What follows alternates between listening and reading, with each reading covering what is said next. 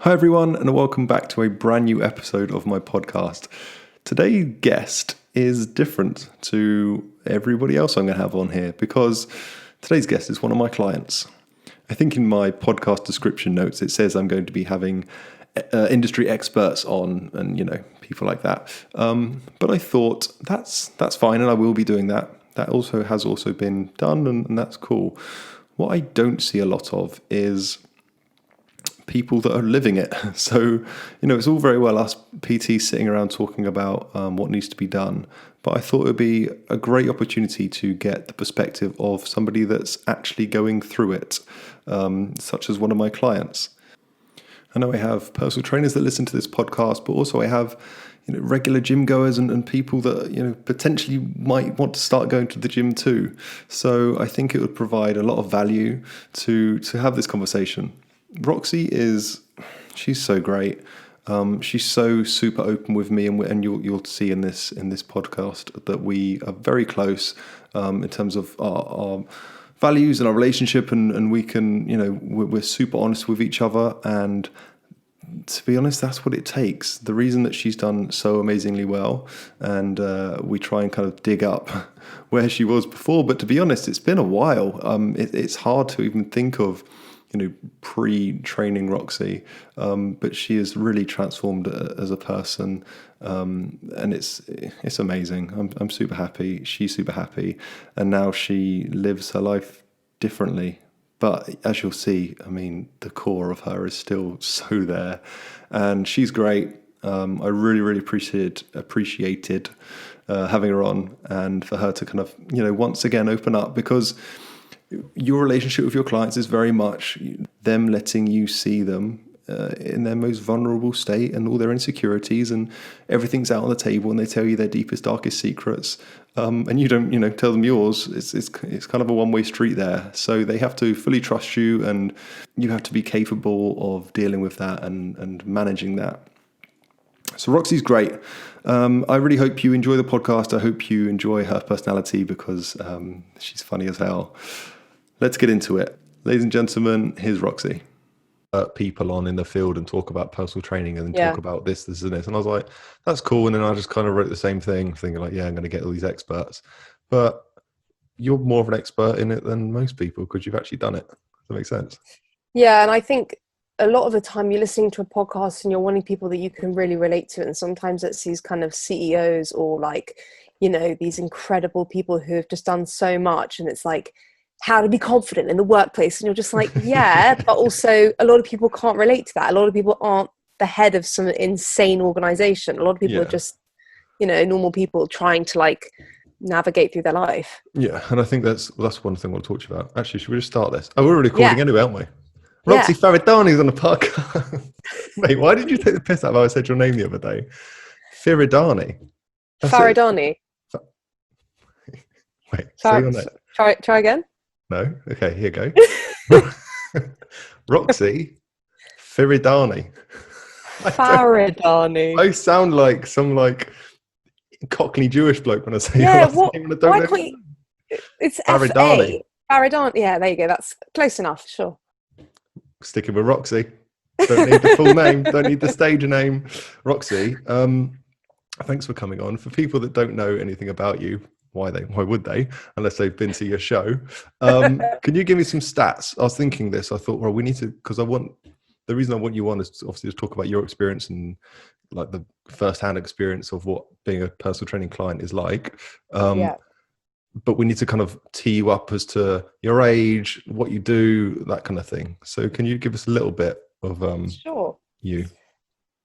Absolutely. I am 31. Can't quite believe it. Just turned 31 though. So a fresh 31. Didn't get the invite this year, by the way. What? COVID, babe. It's COVID. Okay. So very, very limited on numbers. I'm 31. I am an actor. And before lockdown, I was actually in a show at the Vaudeville Theatre in the West End, which was amazing. And hopefully we'll be going back to that once theatres open, which God knows when that will be. But in terms of, I guess, physical stuff, I'm 5'11", so I'm quite tall.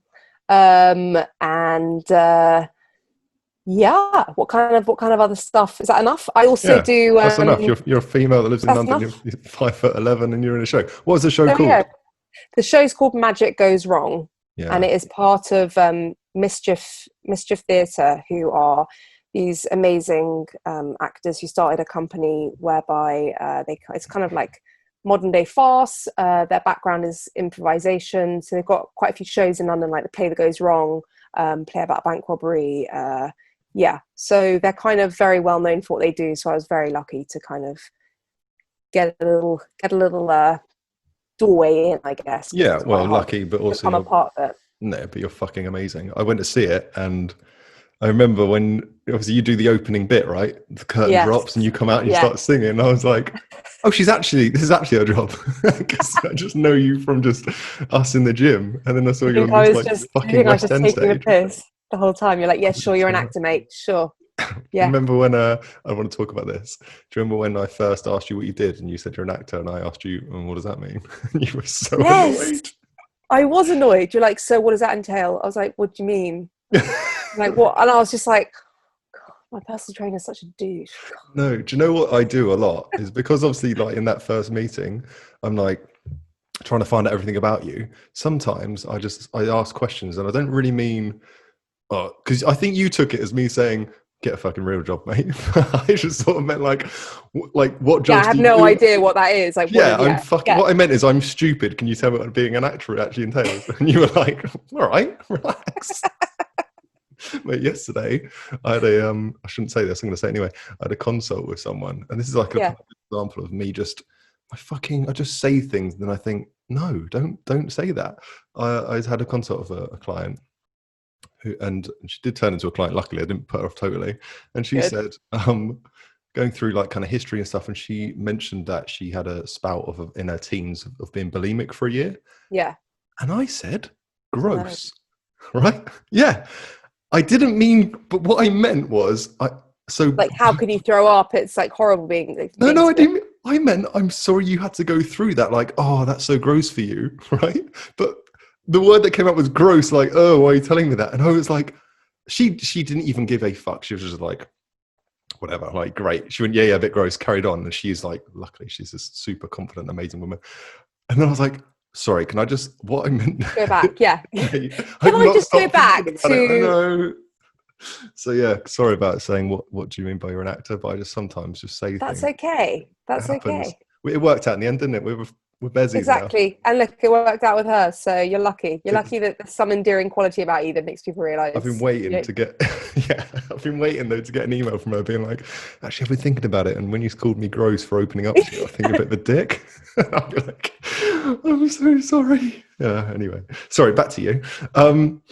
What I want to know, because I've not actually asked anybody this, and I've trained quite a few people, is can we get a bit of a an inside scoop into the journey from when you've decided I want a trainer or I need a trainer, and then finding one, and then contacting one, and then like all that kind of thing. What does that look like? How did you um, hear of me? I can't remember. So my whole life, I've kind of dieted, and I was really sporty when I was younger. Then I just got a bit lazy when I was kind of mid-teens, late teens at school. But I remember always kind of feeling not very happy with my weight. I kind of went through phases, and I wasn't massively overweight, but I was on the slightly like curvier side. Um, but it was just something being tall. I don't know. I always felt quite big, and it was something that always really bothered me. And I always knew like I just want to feel my optimum. I want to feel the healthiest that I can feel, and fit. And I got to a point in my life where I just thought enough of not feeling good Mm. about my body. I did in some ways, but in other ways I was just very insecure about certain things, as everyone is. But it was just starting to really get to a point where I was like, I need to do something about this. So I contacted my aunt, who you know very well, 2 years older than me, so she's more like a sibling. And yeah, she'd been on this massive fitness journey, and I just knew that she was the right person to go to. And I just said, like, I want to get fit. Where do I even begin? What do I do? And she said, Here you go. Your ego. God, here we go. Tying God, this in for the try website. and get through the door after this. Christ.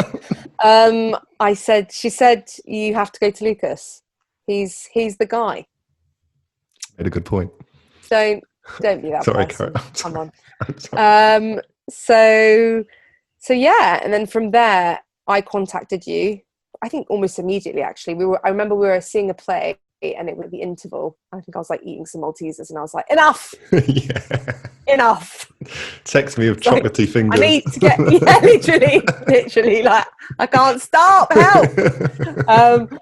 So yeah, and then you and I got chatting, and then we organised a whatever you call an initial like consultation. Yeah. And then we met, and I remember our first meeting being like, he's so weird, this guy. Like, what is No, this? dude, Is the guy?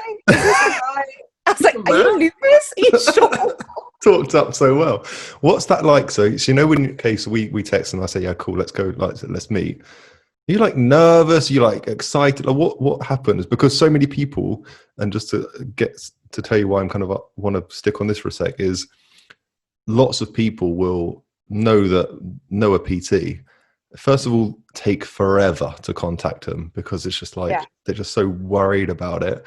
And then that initial consultation, I meet so many people and they're like physically shaking. I just sit there and think, how can I stop them from being nervous? Because like this should be so. I just want them to calm down. Like, do you know what I mean? There's nothing to be intimidated about because I want to like get them to where they want to be.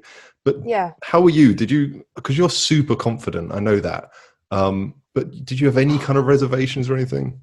Yeah, I think looking back, I definitely was a bit nervous. There probably was a part of me that was a bit kind of like giving a bit of bravado, like, oh yeah, you know. But actually, looking back, I think I definitely, because it's you. I think when you go and you meet someone and you're really serious about getting fit, you realize like, wow, this is a massive life change. Like something in my life has to change. I'm gonna have to really, really commit to something now. And you have to make time for it. And I think when I finally met you, I was like, oh shit, like I can't really, if I go ahead with this, I can't back out. This is a serious thing I'm going to be doing. And you're not only investing your time, but you're investing your money, you're investing so much as a personal trainer. So yeah, I mean, I wasn't shaking, but I understand why people get nervous. It's kind of like, especially if you get nervous meeting people for the first time, it's also a weird kind of, it's professional, but also a PT something very personal. So well, that's the thing. I think it's like you're suddenly having to be super vulnerable about all your insecurities in front of a stranger. I think that's exactly what it is. It's, you can't really beat around the bush. Your first meeting is like, you know, I wouldn't be surprised if people cried in their first session with you, because it's you have to suddenly go, these are my insecurities, and please can you help me fix them? It's exactly how can we together, how can we like make it, you know? So yeah, it's tough, I but a think you lot of hit the people nail on the head. That's what it is. It's having to be vulnerable so quickly after having met someone, which is not I'm kind of used to it as an actor, and I mean, I have therapy and stuff, so for me, I'm like, yeah, let me tell you my problems. But, but for a lot of people, yeah, here's my shit. But for a lot of people, that's not the case, so I totally get it. Yeah, I definitely think I'm aware of it, and I've put like conscious effort into like constantly reminding myself, especially in, I mean, just a gym environment. People find that intimidating if you're not into it. And I'm like obviously the most comfortable in the gym. So during that moment, you can just go into a bit of autopilot of like, well, I'm fine. So like, whatever. That's why I like, when you see someone's nervous, you're a bit like, oh, I don't want to be like, don't be nervous. But then you don't want to like point out that, you know, they're nervous. You know, it's quite hard to get around. But I think it's just cracking jokes and like that, it's breaking the ice. You just break the ice and kind of, like you did with me, I think, and I know what you mean. When we first started training, I mean, I remember walking and being like, I think a lot of women also who don't necessarily weight train, when you're first starting, you're like, it can be very intimidating. Loads of men like all around the weights, and you're just like, oh, everyone knows, like looks like they know what they're doing. And then when you start, like once I got really comfortable with you, like now I feel so confident going into a gym. I'm like, I know what to do. I know how the machine works. I know, you know, and I was never like that. And I think it's amazing to look back and see how it is just practice, and like how, you know. How long do you think that took?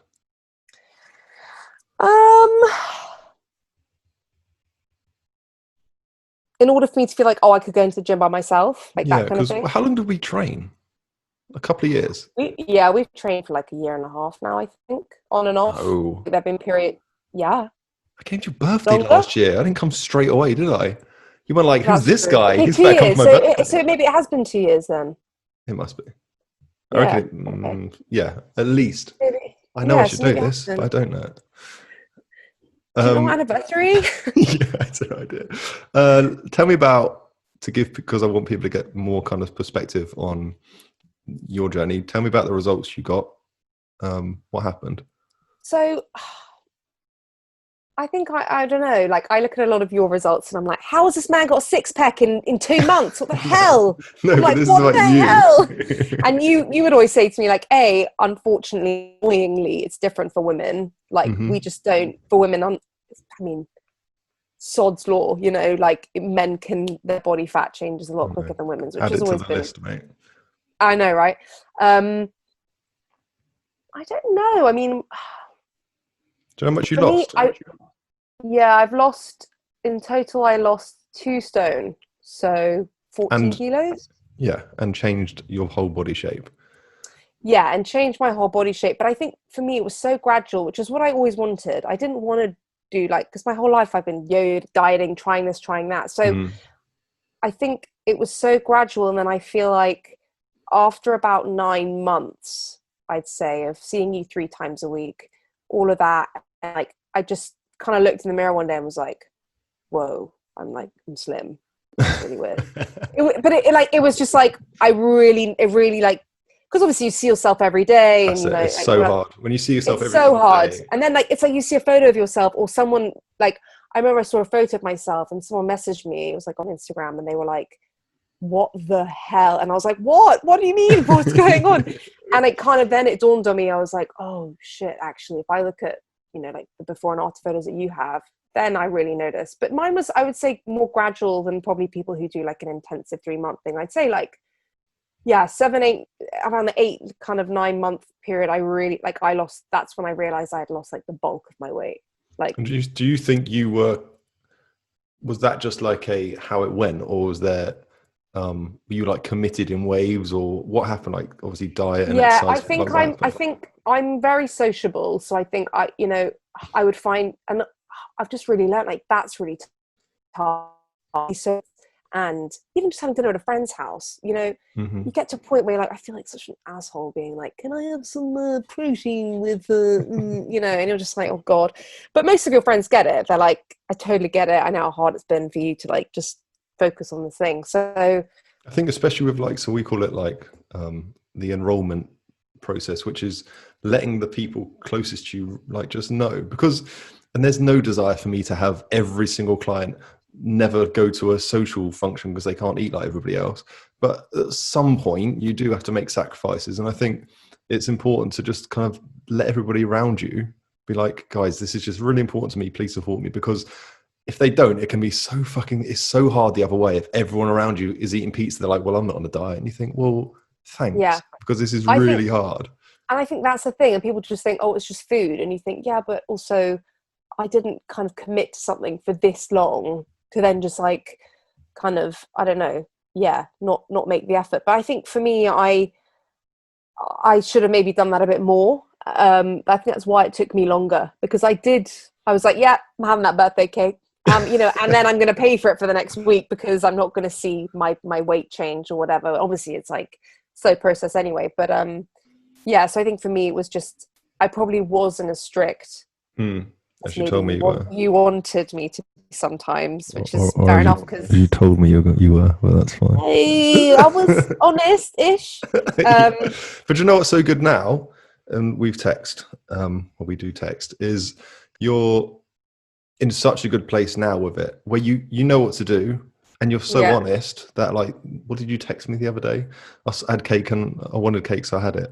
Like, that's where I'm Yeah, I at. was like, babe, it's my birthday. I'm going nuts, but I'll be back on it next week. Yeah. Like, And you have a birthday every week on that basis, but but you're in a good place with it because you know what to do and you're just super honest. You know what's really tough, and I'm saying that because from a PT perspective, like we can have really honest conversations. What's really tough is when I have a client that it's not that they even lie to me, they kind of lie to themselves. It's really kind of like to get to that deep, like, can we just be super open here? What the fuck's going on? And because you just go, Yeah. listen, mate, I wanted some cake and then I had it and whatever, I'll get onto it next day. Or like if I'm doing a training session with you and I'm having to track what I eat kind of thing, Mm, and you'll be like, mate, why haven't you filled in your tracker for the last 2 days? And I'm like, babe, there was no point. I went off the rails. Like, you don't want to, ain't nobody want to see that. Like, forget it, because it's just true. It's like, I can't pretend that I've had X amount when really I've been out, not, whatever. yeah, So it's totally pointless. But that's a reason you were so successful and are still continually to be successful, because we've not trained for probably a year or something, right? And you've kept I mean, my you've God, told has me, it been a year? well, it must be. No, Where we are we? trained when before COVID. Didn't I see you a bit before when I was during the play? Not really. When did you start the play? A year ago? No, December.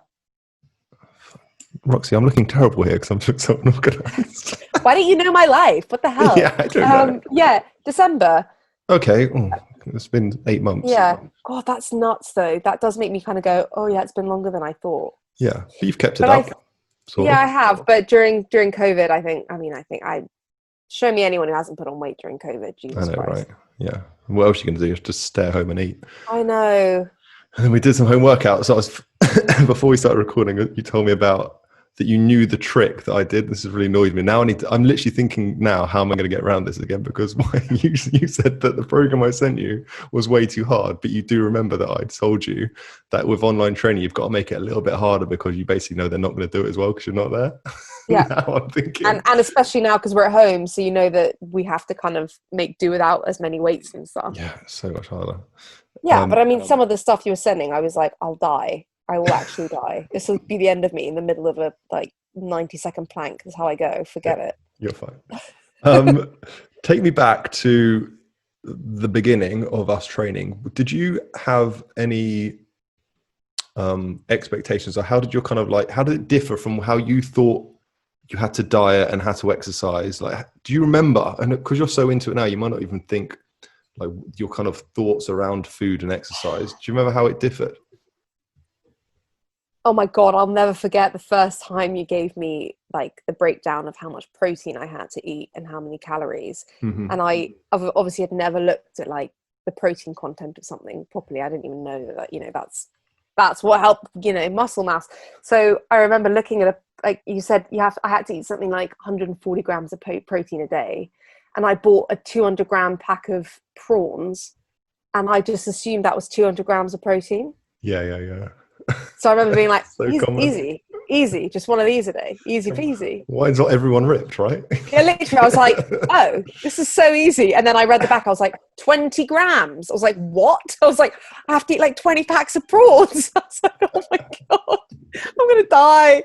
So I think that for me was hilarious. I remember messaging you being like, okay, I see what's going on here. And then it kind of hit home. I was like, this is not as easy as I thought. That's so And funny.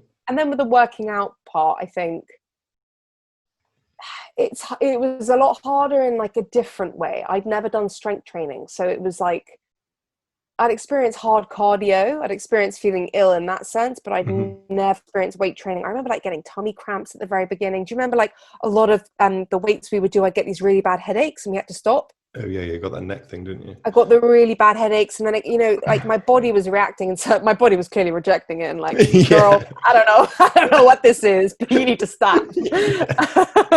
Telling all sorts of signs. Literally, just like abort mission. So I think, yeah, I just like. What did you try? What had you tried before, and why hadn't? Because this clearly worked very well for you, and that's it's not because of me; it's because of what we did. What had you tried before that hadn't worked, or why? I had personal trainers, but I'll be honest with you, I think they would give me workouts to do, and I would just never. I'm the kind of person, unfortunately, I'm not a natural athlete in the sense that I don't wake up in the morning and go like, I'm going to run this today and I'm going to do this. I find it really hard to self-motivate. And I think for people who are like that, they need someone who they trust, who they know, who knows what they're talking about. And I needed that. And I needed someone that I could answer to. I can't be given it now. I can, because I know what to do and I feel comfortable doing it, and I feel like it's now ingrained in me. But it took, I think that I needed to see someone like 3 times a week. Previously, I'd maybe, the gym that I was a member of, I would like get the free personal training session. And then having met you, I realized like some of these people didn't really know what they were talking about. Like, looking back, I'm just like, now that everything I've learned through you, I'm like, I don't know how that would have really benefited me, certain exercise they would give me, and the amount of which they would tell me to do. Whereas with you, I remember kind of being like, you said, is there anything you don't want to ever do? And I said, please don't ever make me do a burpee. And you were like, I will never make you do a burpee. Like that serves no purpose. I don't know, you're not going to be doing one. I was like, okay, fine. I'm in. Here's all my money. yeah. Literally, I was like, sweet, this is going to be easy then. Great. I think one of the huge mistakes that people make, and I try and constantly remind myself of, is that your clients aren't into diet and exercise as much as you are. So like lots of PTs they just think like, hey, you're in the gym, you're in the gym, so you must be into it. And you have to constantly remember, like, they don't really like it. They're kind of here because they have to be, because they want to lose weight and they want to look after their health, but they want some expert advice, but they're not like, oh, let's meet at 4 a.m. and go for that run because we love it. Do you know what I mean? Yeah. So you have to, and then you have to constantly remind yourself, and that's with the diet stuff as well. And you have to basically play constant, like, good cop, bad cop with them, because you have to remember that, well, they're going to go to that party and they're going to want to go get drunk, and that's totally normal. And so, so they should. And then at some point you have to be like you need to fucking diet at some point, so like you have to find that balance, but you have to like constantly stay aware of like, they're not PTs, they're not gym goers really. You know what I mean? Yeah, definitely. You're always kind of having to balance.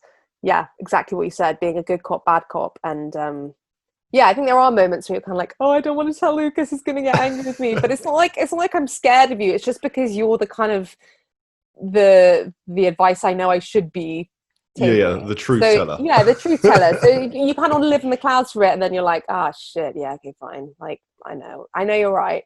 And I think, but that's why you can like get into the level of like the relationship that we had quite quickly, is that honesty. But that doesn't always mean like, and it's different. So it's different for everybody, and it's different on different days. So sometimes you'll come in and I know that me saying, oh, fucking hell, Roxy, you've not stuck to your diet, is not going to help you. Or you're going to be like, well, I've had a shit day. Oh, so yeah, but you and I've had days where we've literally like both gotten annoyed with each other, and then I've just done like the rest of my session just like, I'm livid with you today or something, and then I leave and I'm like, you were so annoying today, and it's just but you have to have that. But I'm sure it's hard for you sometimes, because you have clients who, I mean, I know how much I used to whine. There's one exercise which I absolutely hate, and it's like I'd be surprised every time you'd make me do it. And it's like, I know I do it every other day. Like, why am I shocked that I'm doing it again? Yeah. But I just hated it, and I couldn't get my head around it. I was just like, ew, I hate these so much. Like, but I think you have to recognize that, and it ties in with that whole fact that they're not into it as much, as some days you need like an arm around you. Oh, come on, Rox, you're doing really well. Yeah. And other days you've got to be like, mate, you fucking stop being so lazy and get your ass up. The balance of tough love and then being nurturing, for sure. Yeah, and I think that's hard to learn because you don't learn it anywhere. That's the one thing that I think is like what makes a good PT, if that makes sense. Like, is being able to read your client and know like what they kind of need for that day. Because it is actually like, I've had friends, we've laughed about it. Like, my friend had a PT who didn't sound like he was great, but he said he used to just go hungover and cry. He would just cry on him. And the PT would be like, it's all right, mate. It's going to be all right. And then he realised, because he moved to Dubai, and he realised he didn't know what he was doing. Hang on a minute.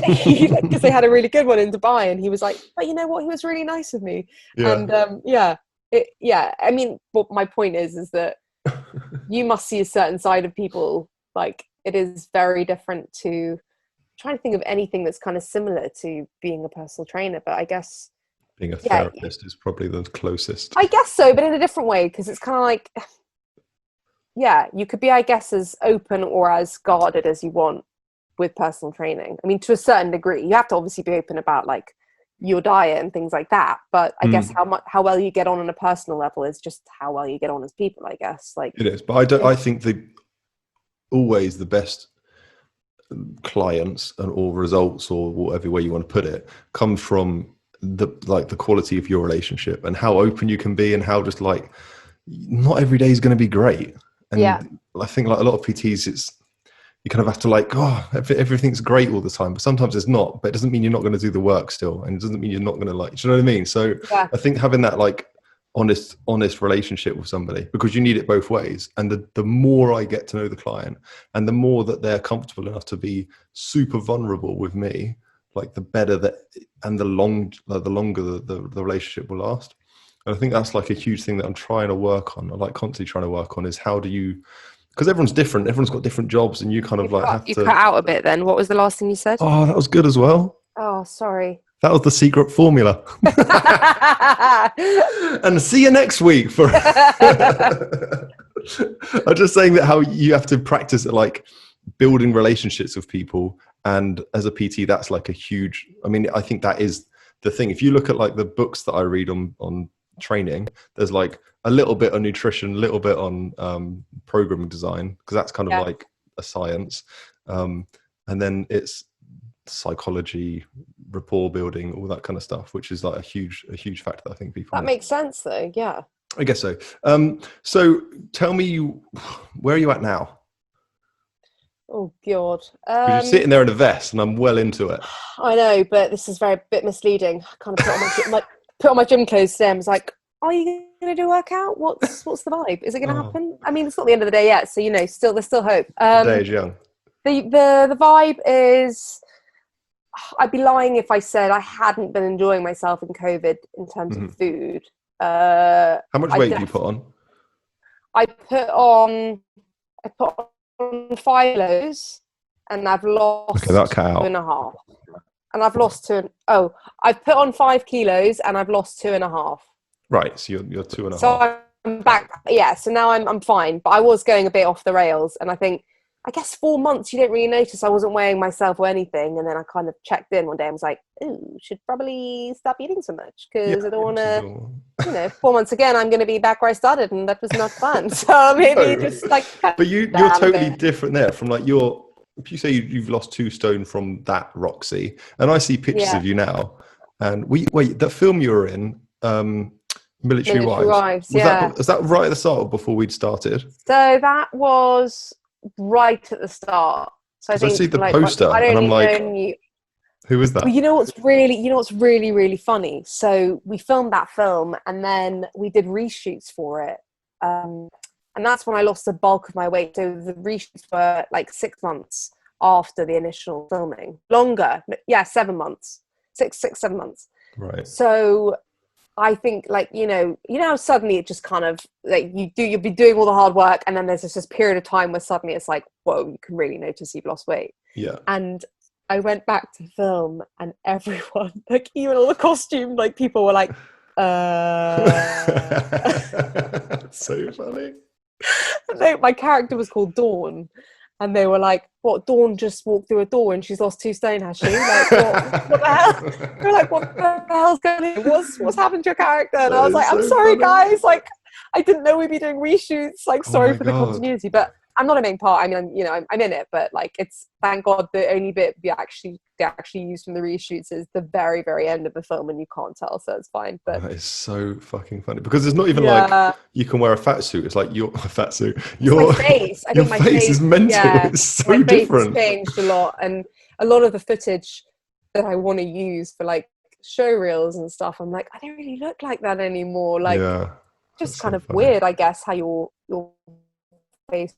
I really didn't. I actually couldn't believe how much weight I'd lost. Not so much the number, but more like the pictures. I think when I see pictures of myself, I'm like, what the hell? So I think that's it. When you see the pictures, you really realize you're like, whoa, I think it was at your birthday. There was like, was it your birthday? It must have been around there. There was like a picture book of you, and it was like, here's Roxy for the past 30 years. Yeah, my mum did a really sweet kind of photo, and I was like, I don't know who that is. Which one's Roxy? It was literally, I just didn't even recognize you. You look so fucking different. Which also doesn't. What I can imagine doesn't help is your family is, well, they're all models, and they're all 9 foot and like mental. sticks. I So know. like, and then you get this like, and then it was always like, oh, and there's Roxy, and now it's just like, ta-da! But I think that's how I felt. I was like, you know what? Screw you guys. I'm not going to be the last one left. Like, I was just like, you're all slim, and they're all really fit. Like, they all work out. They really Yeah, take they care of do. their Yeah, health. Like, it's something that it's always been really important. Like, my mum and my aunt, especially, like they, since I can remember, are constantly in the gym. Like, just makes them happy. Like, And then my brother got really skinny, and he's 6'6", so you can like really notice him. He's like yeah, a yeah, yeah. beanpole now. And I was just like, you know what? I don't want to be the one that is a little bit chubby. I want to be else. Actually, I'm not going to be the left out one. But it's so So true. Do you know what? And I yeah, don't even know if you know this, but because I trained your mum maybe at the same time, around the same time, and I was so yeah, like determined that I would see that was like that I didn't want.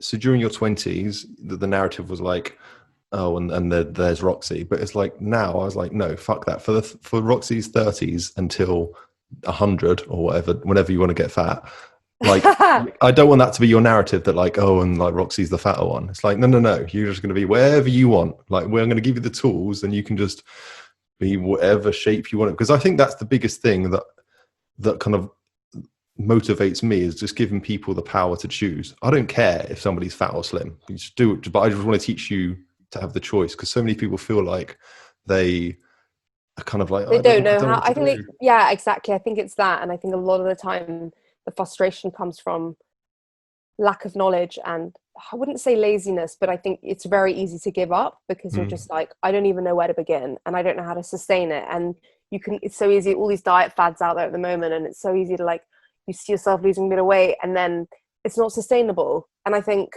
that Yeah, was something for me that was always really important. I was like, I just want something that is sustainable, and I want to my dream was never to be like, I'm broad. I have like, I've got wide shoulders. I have hips. Like, I'm never going to be tiny. hmm, And it was just getting to a point where I was like confident in my stature, yeah, confident with my height, because like I want to be proud of being tall and like the way I carry myself. And I was slowly going down a path of not feeling like that, and that was hmm, making me sad. yeah, And so it was just so nice to get to a point where I was like, I feel really confident when I look in the mirror, and even though my weight fluctuates a little bit here and there, so what, I like you say, I've now got the tools, and I hmm, know that if I ever want to get to my like optimum fitness wise, I know how to do it. I'm not going to be exactly. there going, I don't know what to do, I don't have the tools. Like, I just know what to do now.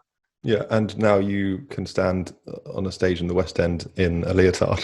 Like, I know. it just wouldn't have been like, it would have been a total different conversation. Oh my And God. Well, my costume when I first, I mean, I was that's just so funny. like, and it's so true because, a lot of people in that show didn't know me before I lost weight. So for them, people just knew me as how I am now. And I Yeah. remember one of the girls calling me slim, and I was like, what? I'm slim, I'm slim, I'm slim. And I actually texted you. I texted you being like, mate, never been called slim in my life. What the hell? And then I remember seeing my costumes. They're like, so you're wearing a leotard? And I was like, what? Uh, Yeah. but weirdly, I was like, okay with it. Well, And I was yeah. like, wow, I've changed that much mentally that I feel. And it's so nice, I think, to get to a point where, yeah, where you genuinely feel that way about yourself. And I think there's a whole nother conversation to be had about self-love and all of that. Yeah, for But sure. I think you can't deny how, like, my thing, I always said, you know what, I wish I could have been really happy at the size I was, because there Hmm. are plus size models out there who are. But for me and just my brain and whatever, I was just like, I just need to be fitter. Like, Hmm. I'm not happy at that size. I just wasn't. And I was technically like overweight for my BMI or whatever. But Yeah. yeah, so I just wasn't happy like that. And I remember that because the show's quite physical, and you were like so into Oh just being my strong, God. because you were having to like hold yourself up and do fucking Yeah, like so I had to stunts and learn all stuff. these magic tricks, and thank my training came in so handy, like my weight training, because like you say, yeah, I had to like hold my arm, hold my upper body up in certain like tricks and stuff. And oh my God, if I hadn't had the training that I'd had the view, I feel like everything happened at the right time. Yeah. Like, I was at my fittest, and then I got this job which required me to be really physically fit, and then like it all just kind of all fell into place. So Yeah. Yeah. It's yeah. awesome. Dude, I'm conscious of taking up your time. Can we, what I want to ask you is, what advice would you give to somebody, um, that is wants to lose weight, but kind of has that just something stopping them from hitting the kind of save me button or reaching out to somebody, or they've reached out, or they have a PT and they're just kind of like not quite doing what they're meant to be doing. Is there any advice you give to people that are apprehensive to start, to like, I don't know, get them to start? I think from my experience, it was really weird. I'm a bit woo, like I believe in the law of attraction and I love all that kind of stuff. So I always had this like visualization where I was like, I know I'm going to be slim one day. Like I felt it. I was like, I know it's going to happen and I don't know when. But I guess my advice would just be like, but I never thought I would get there. It's weird. Like I knew it was going to happen, but I was like, I just don't see how I'm going to get there. Right. So I guess my advice would just be like, I think you have to have this thing inside of you that kind of goes like, that's the switch that flips. And it has to be like your own, no one else can tell you to do it. It's like trying to give up cigarettes. Like you have to have something inside of you that goes like, enough. Like I need this life change. So I think when you do have that, like you've just got to take the bulls by the horn and you've got to like, and know that it will happen. And that I always feel like saying, God, if I can do it, anyone can do it. Because I literally was like, I was like, I'm never going to be able to do it. But it is that thing of, you really do think you're not going to get there. And then before you know it, it's like every day at a time. In a way, it kind of sounds a bit like AA, just like every day. It's you can't look crazy amount into the future. It's got to be like every single day. And then before I knew it, a year later, I looked at myself and I was like, oh my God, I did it. Like I actually did it. And it's just because every day I was like, this is what I want. This is what I want. And I had you there supporting me. And it was just like, I would just say that it's a day by day thing. And before you know it, you're going to get the results that you want.